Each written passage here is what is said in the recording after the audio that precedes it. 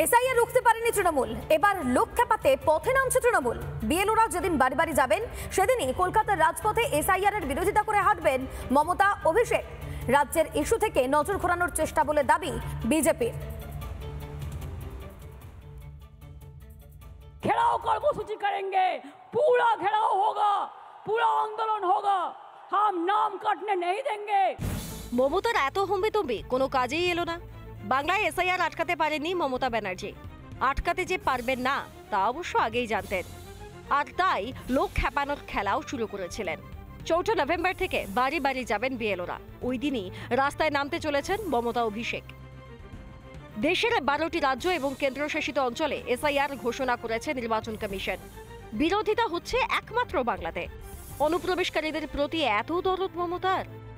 এই পথে নামার মূল উদ্দেশ্য হচ্ছে বাংলার যেটা আসল ইস্যু, চাকরি নেই, পরিযায়ী শ্রমিক হিসেবে অন্য রাজ্যে যাওয়া, একের পর এক দুর্নীতি, ইট বালি সিমেন্ট পাথর কয়লা গরু কিচ্ছু বাকি রাখে নেই, এরা সব নষ্ট করে দিয়েছে।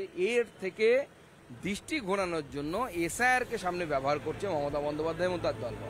মঙ্গলবার পথে তৃণমূলের শীর্ষ নেতৃত্ব। বুধবার থেকে অনশনে বসতে চলেছেন তৃণমূলের রাজ্যসভার সাংসদ তথা অল ইন্ডিয়া মতুয়া মহাসংঘের সংঘাধিপতি মমতা বালা ঠাকুর, তাও আবার ঠাকুর বাড়িতে বড়মার ঘরের সামনে।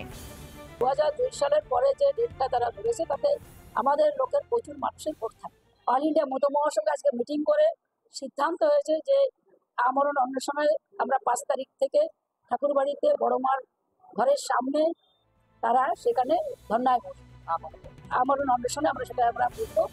তৃণমূলের সৌজন্যে মতুয়া শিবির এখন 2 ভাগে বিভক্ত। মমতা বালা যাই বলুন, সিএএ এবং এসআইআর কে সাধুবাদ জানাচ্ছে মতুয়াদেরই সিংহভাগ। অনশন করবেন সেটা তার ব্যক্তিগত ব্যাপার। মতুয়া ভোট বাদ দেবে এটা একটা বাহানা দিয়ে একটা আন্দোলন করতে হবে। মূলত রোহিঙ্গাদের ভোট এবং মৃত ভোট এবং অনুপ্রবেশকারীর ভোট বাদ যাবে, এটাই তাদের গাত্রদাহ। মতুয়াদের উপর চাপিয়ে দেওয়া হচ্ছে, মতুয়াদের ভোট বাদ যাবে। কলকাতার রাস্তায় নেমে মানুষকে কি বোঝাবেন মমতা, অভিষেক? বাংলার মানুষও তো এসআইআর চায়। নিজেদের অধিকার বাংলাদেশি অনুপ্রবেশকারীদের সঙ্গে ভাগ করে নিতে কেউ চায় না। মমতা যতই ভোট ব্যাংক বাঁচানোর চেষ্টা করুন, বাংলায় মানুষই জবাব দেবেন। রিপাবলিক বাংলা। নানা ধরনের কন্টেন্ট দেখার জন্য লাইক করুন, শেয়ার করুন আমাদের ফেসবুক পেজ, সাবস্ক্রাইব করুন আমাদের ইউটিউব চ্যানেল। পাশাপাশি অন্যান্য ব্রেকিং নিউজের জন্য অবশ্যই চোখ রাখুন রিপাবলিক বাংলায়।